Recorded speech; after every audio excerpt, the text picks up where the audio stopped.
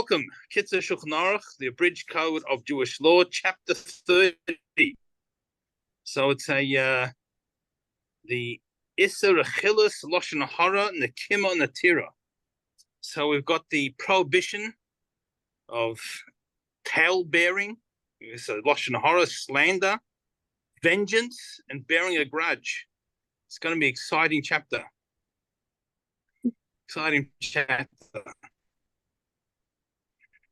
So just mention a story that I think we shared before, that a man once came to his rabbi to ask him. He said that he wants advice on how to avoid lashon hara, on saying bad things about others. So the rabbi says to him, he says, "Do you ever tell lashon hara? Do you ever tell gossip and slander about your father?" He says, "No way." So he says, "Oh, so your father's perfect then?" He says, "He's pretty good, but it's not perfect." So he says, "Well, if he has faults, no, when they you say negative things about him. What do you mean? I love him." So he says, well, that's the answer. If you truly love every Jew, there'll be no lashon hara. Rabbi, you're breaking up and I can't hear you. I can't. Can you say that all again? Because you were breaking up and freezing. Oh, no. All right. Yes. We'll start again. It's from the beginning of the story? Yeah. No, just the punchline. Oh, the punchline. So you were saying, how come you don't tell lashon hara? You don't slander, say bad things about your father? And he says, "What do you mean? I love him." So he says, "Well, that's your answer. If you love every Jew the way you're meant to, you'll never say anything negative." So on the one hand, one doesn't need to overemphasize the laws of you can't say this and you can't say that and you can't do that. On the one hand, what you need to emphasize is developing a love for every Jew. On the other hand, why? Because like everything in life, there's not necessarily is everything black and white. There's a lot of gray areas. I'll give you an example. It's a very extreme example, but I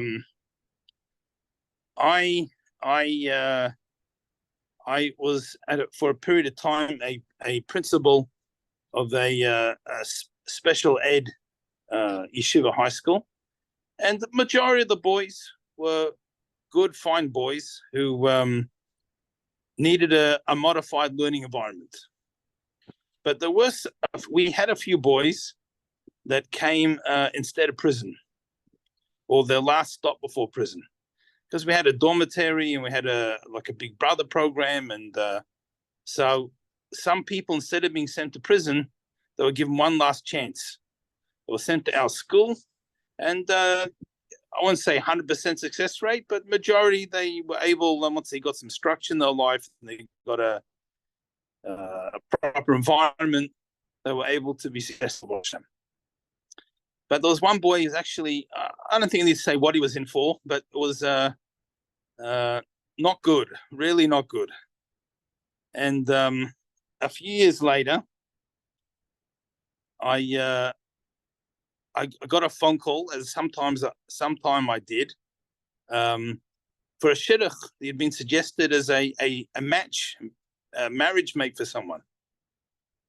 And usually when it was quite smooth, because they came, okay, why was they? I guess they wanted to know, was there something wrong with the person? Why were they in this school? And usually you could say that they were, fine, wonderful, the best. They just needed a modified learning environment to succeed. But this one wasn't the case. But I also felt that it wasn't my place to tell everyone's private business. So, at that particular time, what I said was, everyone who comes to school has a reason. It's not really in my to start telling everyone's private stories to everyone who calls up. But if you're seriously considering this match, I think you should ask them. You ask them the reason why they came to the school. So that was, in response to that. But there are going to be times where information, give another sort of simple example. Sometimes you hear that there are people who you might have had an experience where a certain tradesperson had sticky fingers. If you left anything lying around, it went into their pocket. And not necessarily do you have to tell the whole world that happened. But if someone comes and asks you, oh, I heard this tradesperson work for you. Do you recommend them? So you might say, to say something along the lines that they do a wonderful job, but, don't leave your wallet on the table, may be appropriate. Just you heard and inference and different things. So on the one hand, the real answer to Lashon Hara is not necessarily learning every law in depth, inside out. That's not going to help you be nicer to people. It's building a positive relationships to people. Can you double that for me? That's going to help that case. However, Rabbi, yeah, I think you have to mute everybody and have people. Yeah, I'm not sure how to do that on the phone. No, I just muted myself. Yeah, so if everyone can please just mute themselves when they don't have a question, and that would just oh, thank you. So the real answer to Lashon Hara is to work on the positive, not focus on the negative. But on the other hand, as life is not black and white, and there will be situations, so we need to know when we can say something and when we shouldn't say something. Okay, all right. So with that introduction, let's get stuck into it. So chapter 3, number 1. You're Ksiv. breaking up again. Okay. We were hearing up until the last sentence or two, and then you start to break up again. Okay. Is it good now? Yeah. Okay, I'm right next to the Wi-Fi, so I'm not sure. Not sure what it is. Maybe you can get inside. Right next to the Wi-Fi, so it should be. Hopefully, it should be working. Don't move. So no. So I was saying that the real answer is to work on the positive. That as life is not black and white, we also need to know when, when no, when we can say something, we can't say something. So chapter 30, number 1, Ksiv. It's written in the Torah. It says, Lo yisech l'rachel b'mecha. Don't tell tales, don't, about another Jew.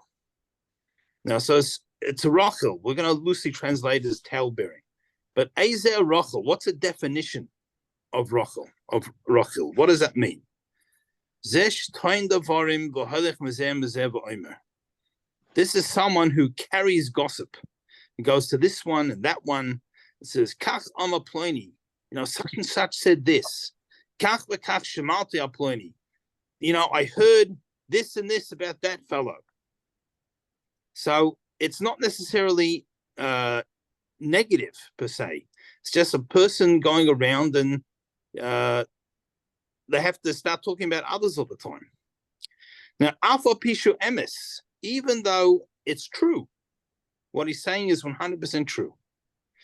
The Gam Aim by Gonus, and there's also it's not a disgrace about anyone. So Harizeh over beloved, this transgresses this prohibition. For Oven Godel, and it's a big, we'll say sin for lack of a better word. The Gorim Laharog Nafashis Misral, and it can cause the death of many Jews. right? Because we see it happen in history. Right? Well, before we get to the history, we just say we see that it can cause the death of Jews. The kach nismach lo. Therefore, right after it in the Torah, it says lo samud al damre echo.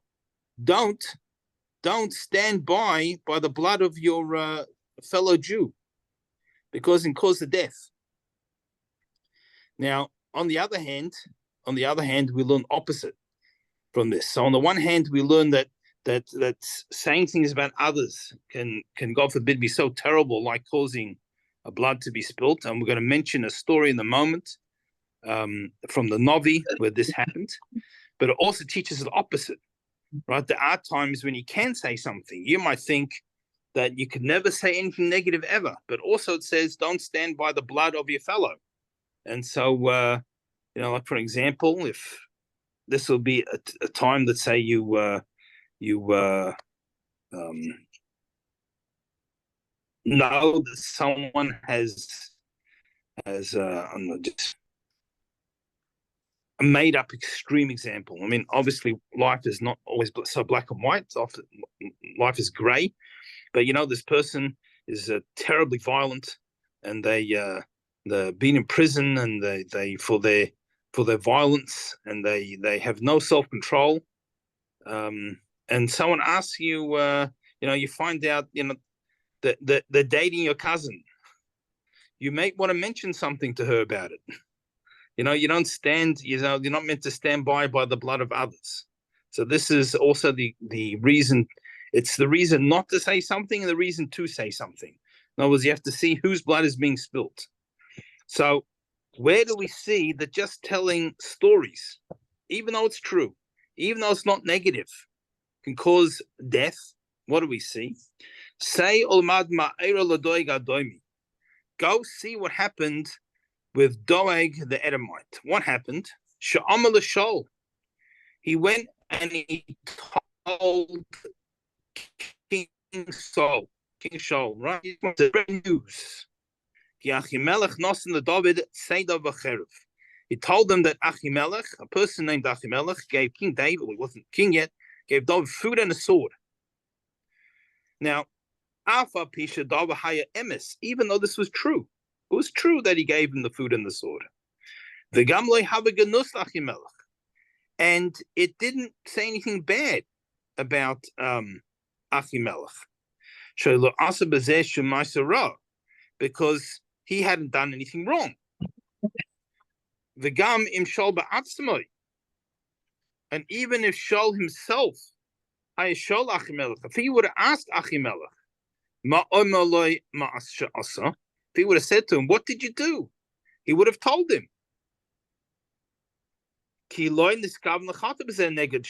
had no intention to do anything against Shaul, because he didn't realize that Shaul had a problem with David at the time. He thought that he was part of Shaul's company. He thought he was doing a favor to King Shaul. He didn't realize that he was doing something he didn't want.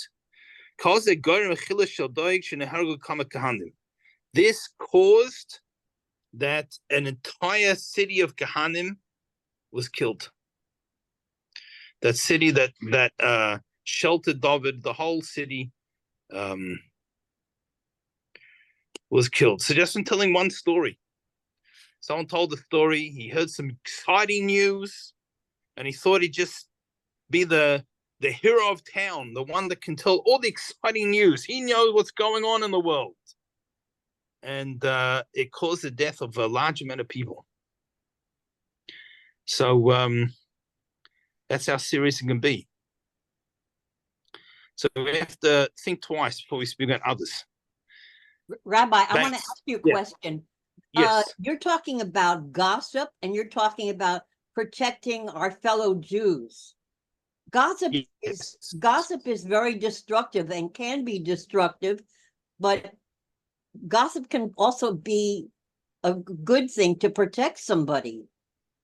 Right. So that's why this phrase, the fact that when we're told we can't speak, we shouldn't say these things, it's right next to don't stand by the blood of your fellow. So it Okay. teaches us both things. On the one hand, it can cause the loss of life to your fellow, God forbid. On the other hand, sometimes when you don't speak up, that's Right. what causes the loss of life to your Omission fellow. and commission. Okay, I get Right. it now. Yeah. Okay. So right. so what we need to do, so this is why there's laws. Otherwise, there would just be one law. Very simple. Don't say anything about anyone. Right? And that would make life very simple. But there's a time to speak and a time not to speak. So in the introduction, I guess he's telling us how careful we have to be, because we'll say it's most common, I guess not every person on earth, but it's more common for people to say things that they shouldn't say, not they should say. So that's why I mentioned that first. So base number 2. Now this is just telling information, just being a tattletale, just having to go around and saying things, even though it's not necessarily negative, and even though it's true. But base number 2, yesh oven godom is ad ma'od. Now there is a much more serious sin than this. But Bechlal loves it. It's included in this general category of prohibition. V'hu lashon hara, and this is lashon hara. Now lashon hara, we're gonna. It's often translated as slander or evil gossip, but it's true. It's true, but it's with the intention to say something negative without a positive purpose. So we're not talking about when you're warning someone that you have to be careful of such and such because he saw him. I saw this guy trying to pry open your window. And he was looking how to get into your house. That's not lashon hara. If you really saw it, and you're saying it because you're trying to protect the person from having his house broken into. But if you just said it because you want to say something nasty about the person, that's a separate issue. So what's lashon hara? This is when you speak negatively to the shame of a person, even though it's true. Right? So back to the example I gave before, just to try and make it a little bit clearer. When this person that I mentioned that he has violence issues, and you're warning someone that he's potentially dating because you want to protect them, so that's not lashon hara.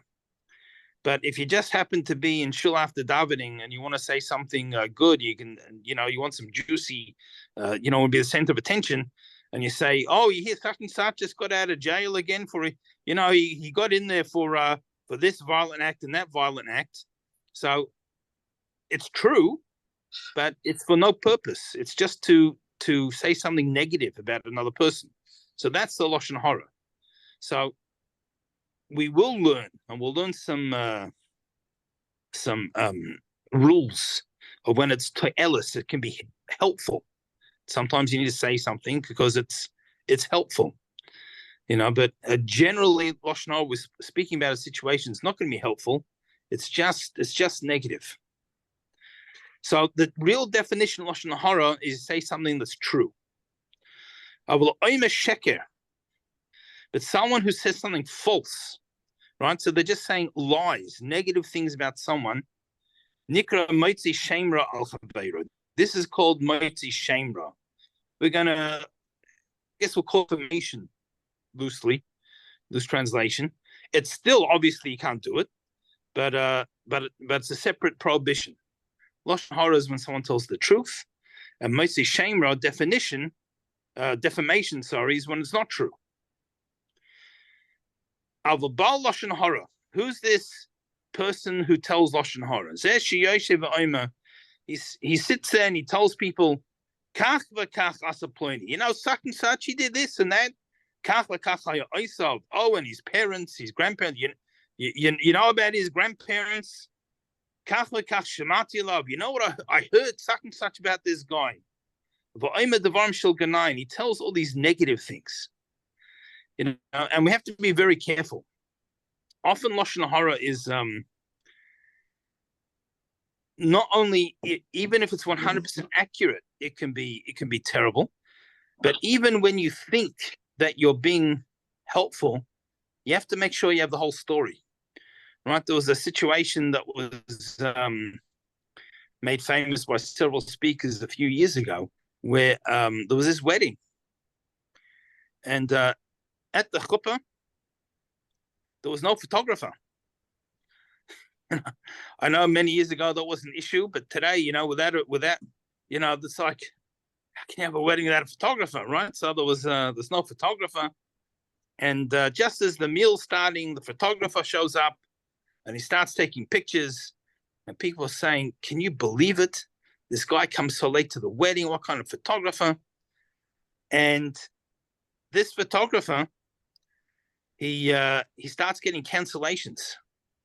Everyone's calling him up and canceling the bookings. And he went bust because everyone felt it was their duty to tell the whole world this guy didn't show up for the chuppah. But the real story was the real photographer who was booked had some type of car accident. Baruch Hashem, not too serious, but he wasn't able to come. So at the last second, they just start calling people, and they start calling, can someone come? And this guy, he didn't have a job that night. He was already in bed. And they called him. He says, "I'm in bed." And they said, "Look, we got this young couple getting married. There's no photographer." He says, "All right, I'll come." So he got dressed. He traveled over, and he got there as soon as he got called. But it destroyed his business. His reputation was never salvaged. Right? So even when you think that you need to say something to help others, you think you got to warn people about this terrible photographer, you first need to make sure you have the whole story. Right? So it's a very serious business, and sometimes before someone says something, even when they think they're being helpful, it doesn't hurt to check with the rabbi first. So Rabbi, why didn't the person who hired him say something? Well, I guess no one thought that was going to be the reaction. I guess everyone's got 2020 hindsight.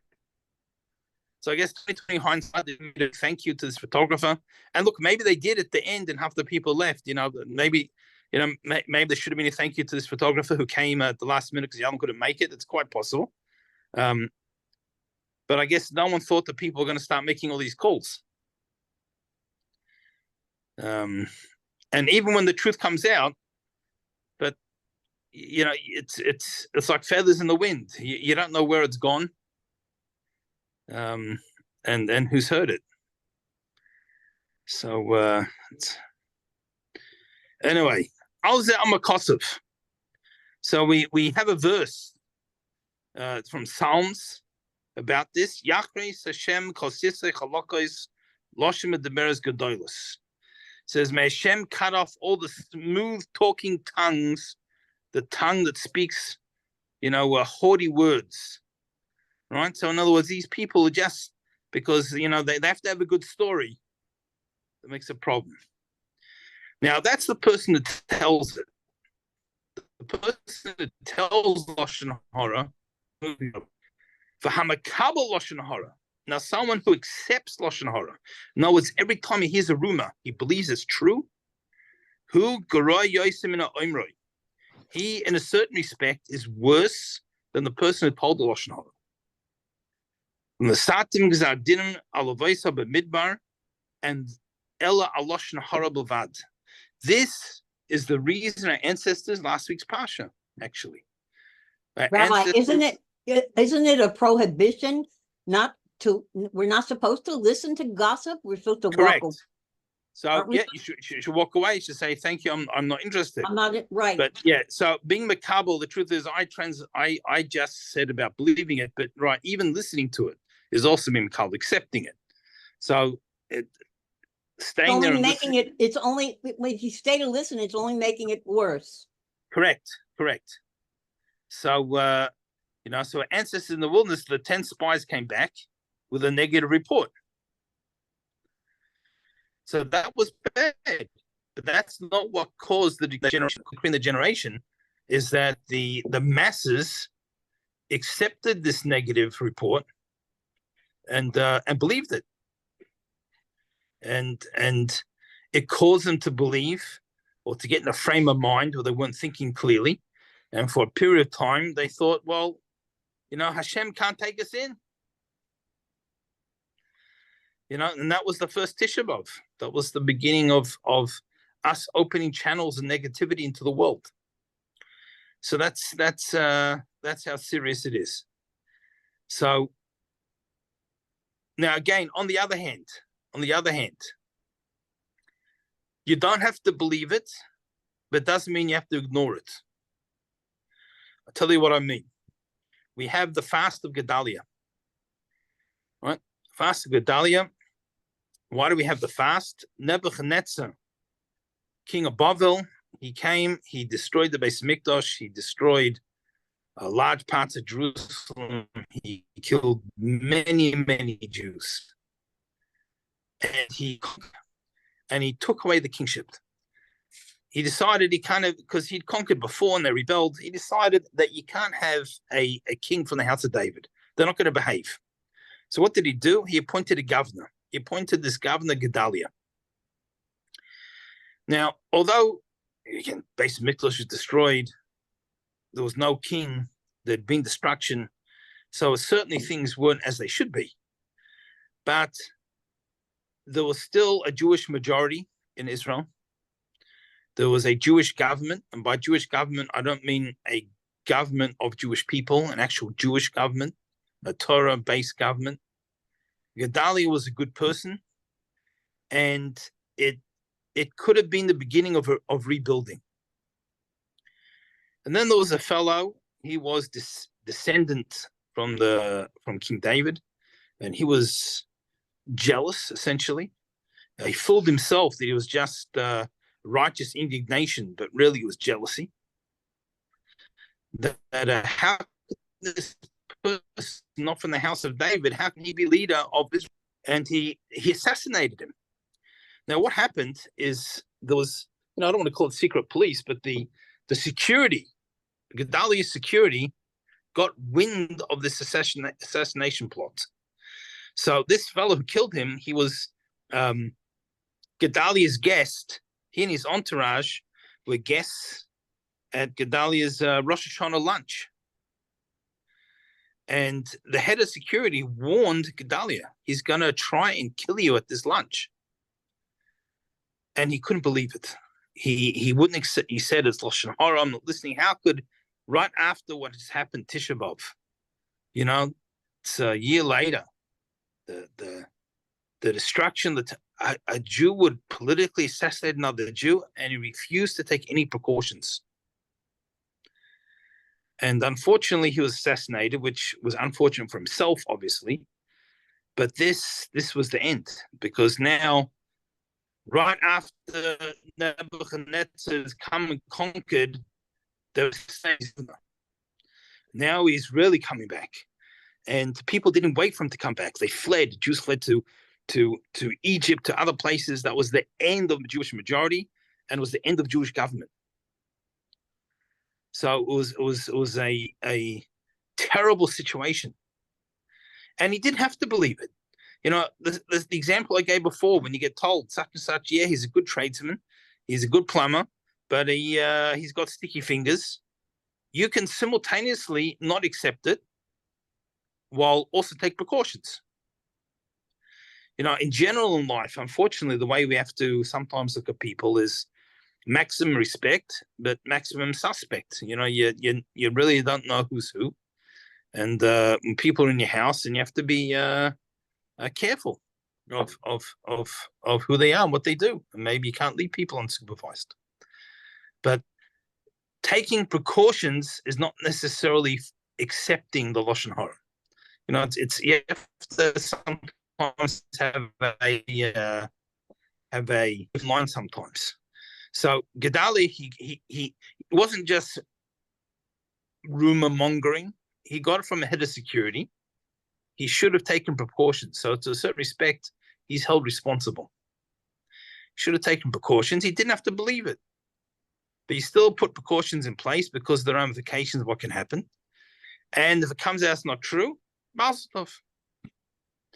If there would have been a bunch of bodyguards in the room who had some weapons under their cloak, the Jewish history would have been totally different. That's how it goes. Anyway, number 3, Gimel. Ad heichan lashon hara. So, what lengths do we have to go to avoid lashon hara? Shal echad lechaveiro. So, if you ask someone, Ana emsa eish, where can I find fire? Right? So, it's not like today where, there's lighters and there was power and everything. People needed to, you needed to be able to light your ovens and light your heating, different things. So you want to know, where can he light his torch? So Amaloi, the person says to him, Heichan nimsa eish base ploini. You can find fire in such and such a house. Why? Sheish lahara basav dogim avashnim sham tomid. He's loaded. There's plenty of meat and fish in that house, and they're always cooking something. Right? So even that's considered lashon hara. It's unnecessary. That extra comment didn't need to be said. Right? You can know that that's the reason, perhaps, but you don't have to say it. So a lot of things, and that's reasonably benign. So when it's giving us some type of parameters over here, you could have just said, you can find in the house and so, period. The rest you take. Okay. Dalit. Number 4. Okay. Now we're going to get to a little bit of nitty gritty. Now there are some things which are called avak lashon hara, literally the dust of lashon hara. It's much milder degree. So ketzad, how do we? Let's give an example. Someone says shisku meploini. He says, let's not talk about so-and-so. I don't want to have to tell you. I don't want to talk about what happened. Right? So on the one hand, he didn't say anything. On the other hand, but you're bringing that person up and saying something like that. You're already doing the wrong thing. Correct. So this is called avak lashon hara. So on the one hand, he didn't actually say anything. On the other hand, he's implied there's a good story there. Right? He's by implication. So ki'esa dovarim elon and the like. So this is avak lashon hara. And then we're going to say like this. We're going to have another situation. If you say something good about someone, give them a compliment, but in front of people who don't like him. This is also avak lashon hara, because or maybe the person did it on purpose, he just wasn't thinking, but anyone who thinks a little bit before they do something knows that if you're going to say something positive about someone in front of someone who doesn't like them, they're going to say, oh yeah, that's what you think. You know what he's really like? And you're causing something to be said. This is causing the other person to say something negative. So this is also avak lashon hara, the dust of lashon hara. You didn't say lashon hara yourself, but because it's going to cause, so what you said is also inappropriate. And I've seen it. I've seen people actually saying good things with good intentions, because they're trying to, the person who is unhappy with them, they said nice things to them about the person because they wanted to change their view of him, that they should think positively. So but still, there has to be a time and a place. If you're going to say things without thinking, it's just going to cause problems. But now about this, King Solomon said, he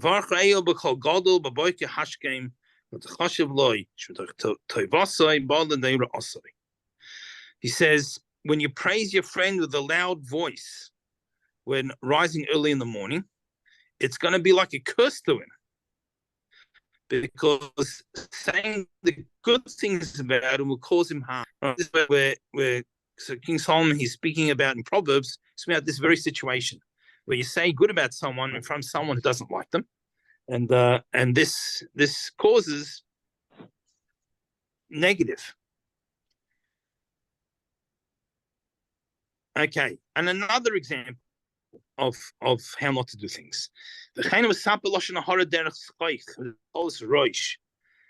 Also if a person he says lashon hara like ingesting, or he's fooling around. So it like he's not saying it in hatred. So the person he's disguising what he's saying, instead of standing like a gossip. Did you hear what happened? Or coming across as a nasty person, saying something negative. He makes a joke about something, about the person in a way.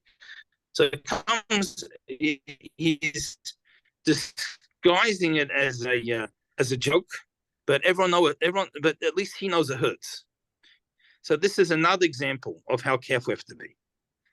The Hoshe Shloim Amma and King Shlomo also in Proverbs, he speaks about this as well.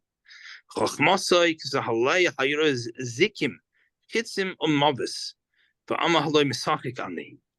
what does he do? As a man who pretends to play, and he shoots arrows of fire and death, and says, look, I'm only joking. Right? And not only that, also a person who tells lashon hara in slyness.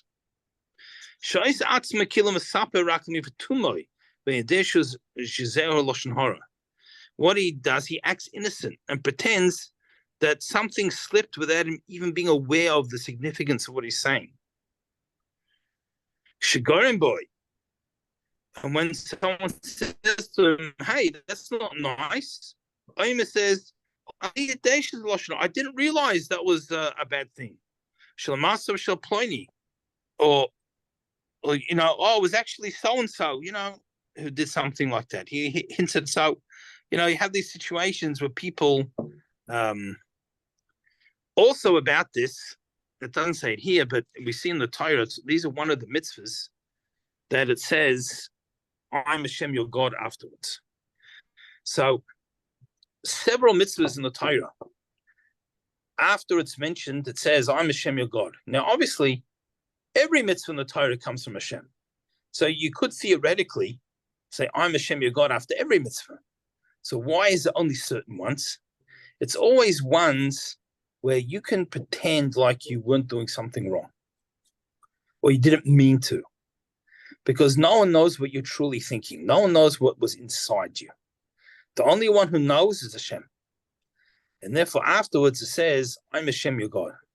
Because you might be able to fool others, but you can't fool God. It's a bit of a warning.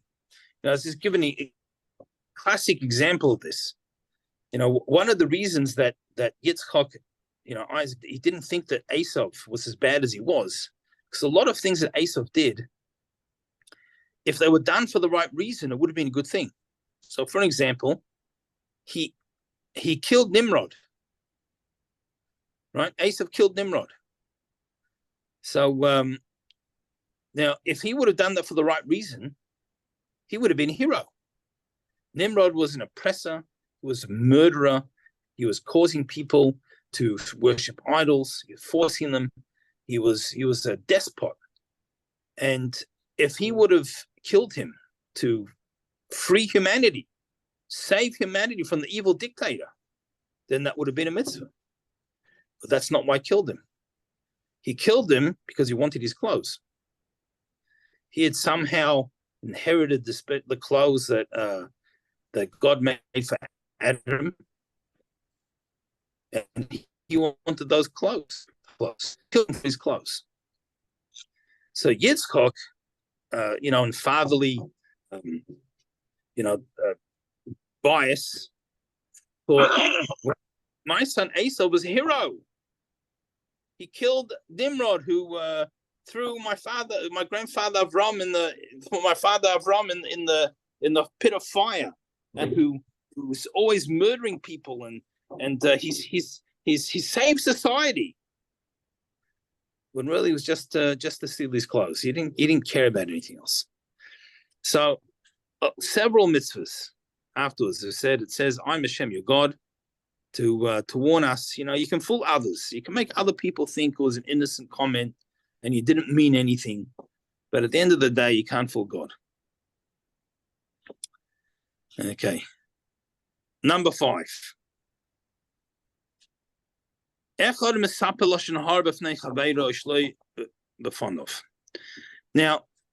still Lashon Hara, whether you say it in front of the person or not. Some people think, obviously you can't say this to the guy because he'll be offended, but I can say anything about him if he's not there. Some people think that, I'm not offending him. But that's, even if he's not there, it's still Lashon Hara.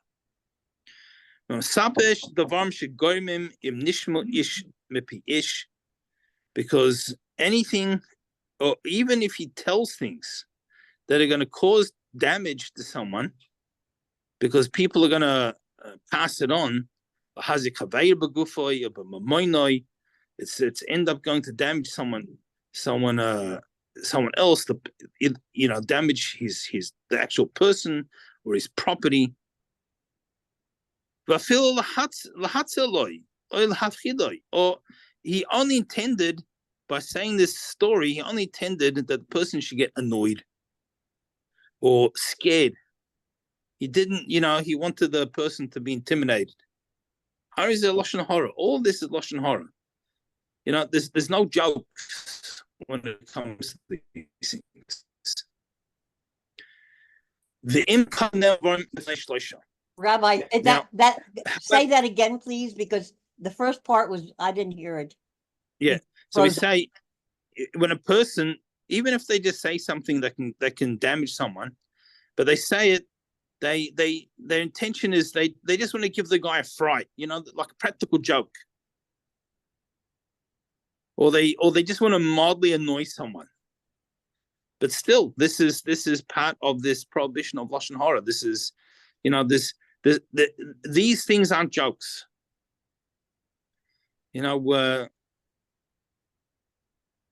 Sometimes it can be a good, funny, practical joke that everyone enjoys, but this isn't it.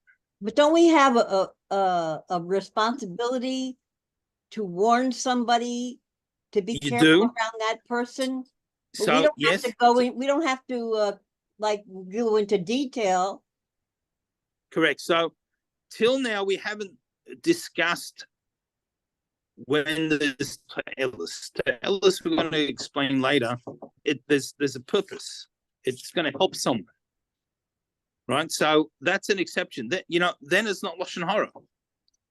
Sometimes if I would just say something because I know the story, no one else knows the story, and if I say it, I'm going to be the center of attention. That's Lashon Hara. It's a terrible sin. I could say the exact same thing to someone in a way that's going to protect them, and now it's a mitzvah.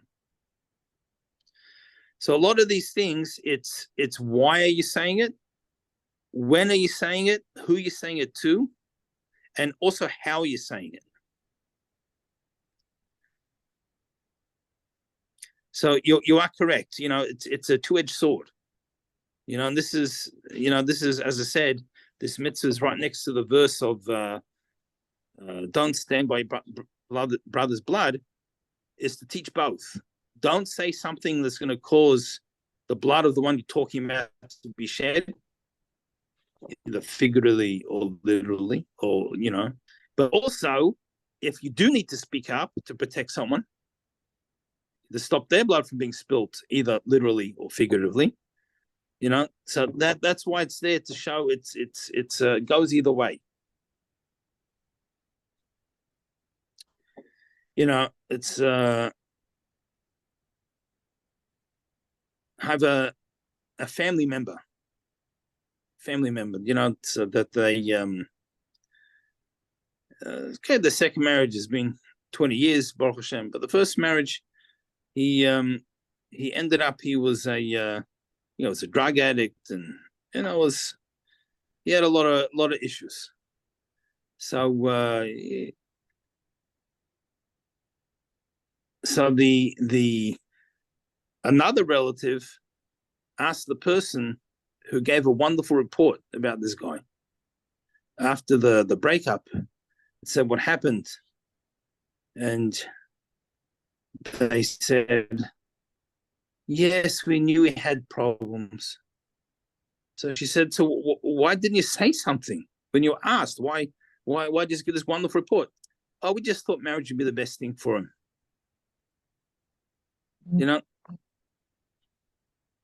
So that's also, you can't stand by your brother's blood at the expense of somebody's life. That's right. So you gotta, it's a two-edged sword, and this is why there's laws. You have to know when to say and when not to say. And just like there's a mitzvah not to say, sometimes there's a mitzvah to say.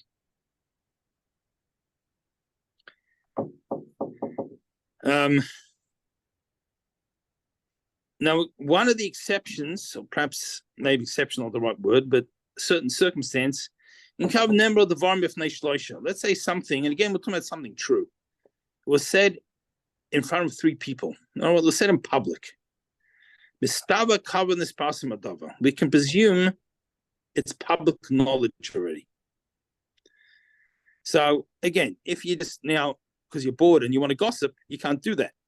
But when it comes to discussing, if it comes up, it's a little bit different if something's public knowledge as opposed to you're the one who's revealing the story. So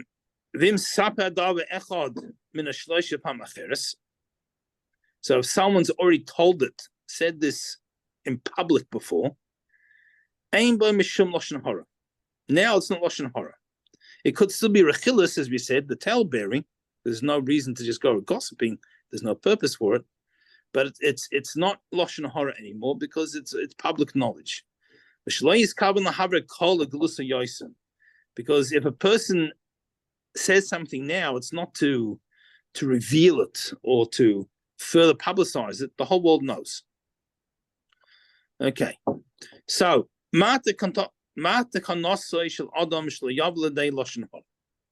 what's the solution? What's the procedure? Someone who doesn't want to tell Lashon Hara, what should he do? So it says, if he's a Torah scholar, he should sit and study Torah. Don't sit and just schmooze. Yeah, obviously you catch up with friends, it doesn't mean you take a vow of silence. That's not a Jewish thing. But in other words, do something positive. And if a person is not learned, they're unable to study, or that today, Baruch Hashem, we have everything in every language printed, and there's so many opportunities that we didn't have, if we can't learn from the text, they should try and be humble, to work on their humility. Because when a person is truly humble, they don't have this need to speak about others, to talk about others.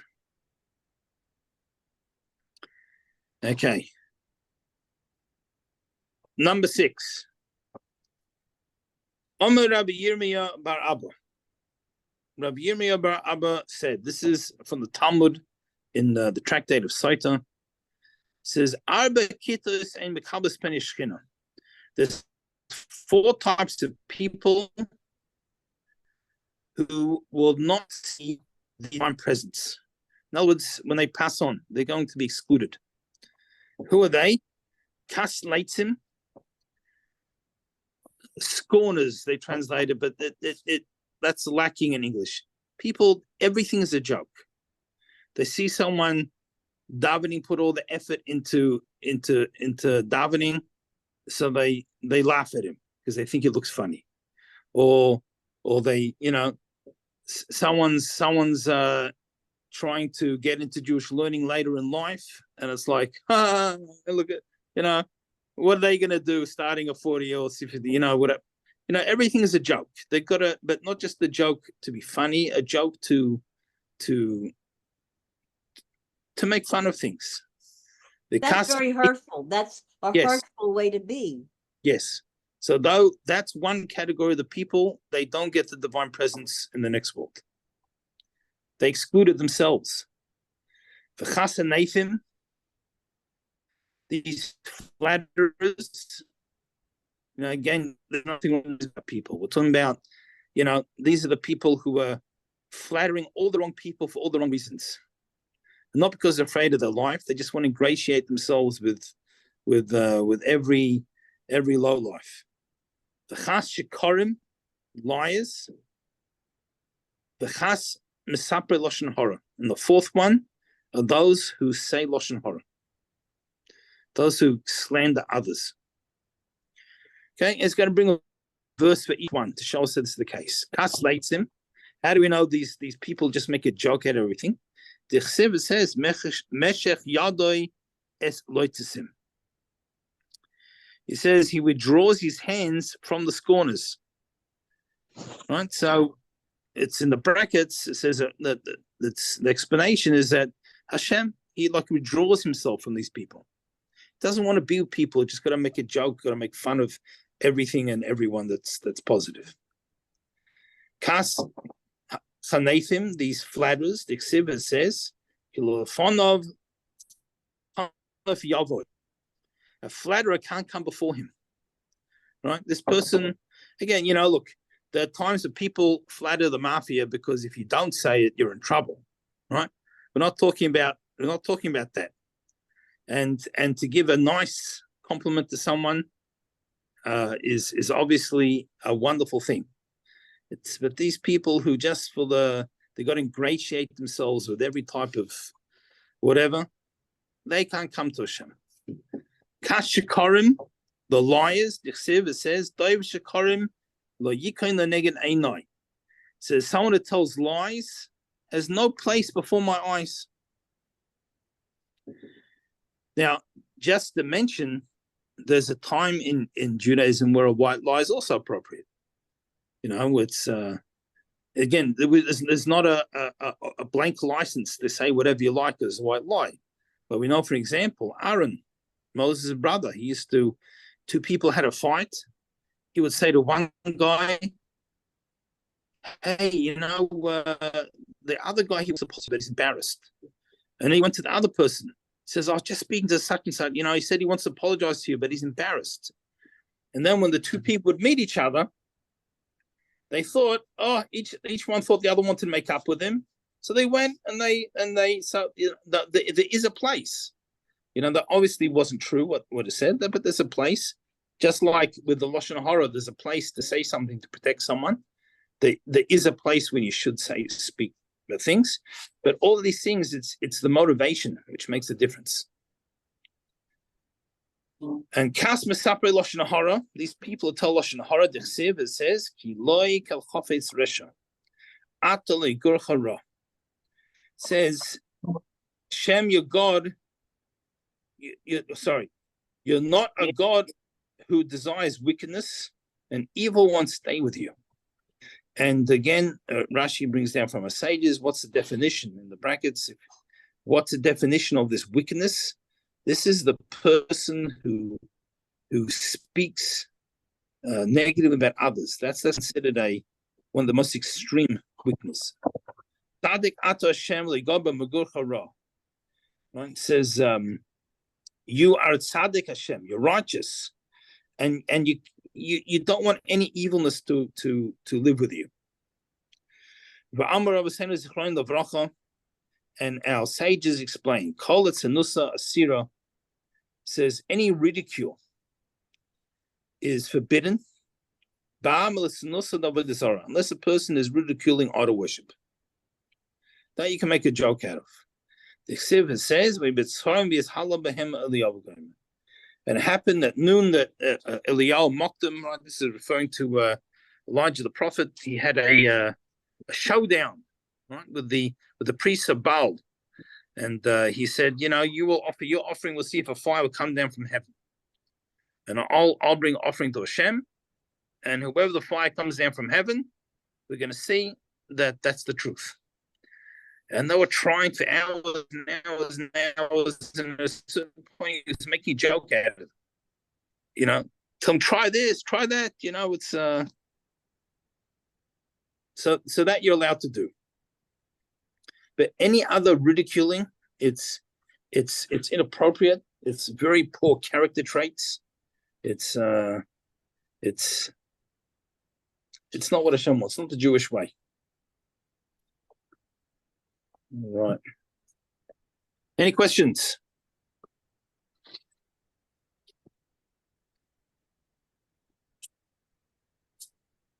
No.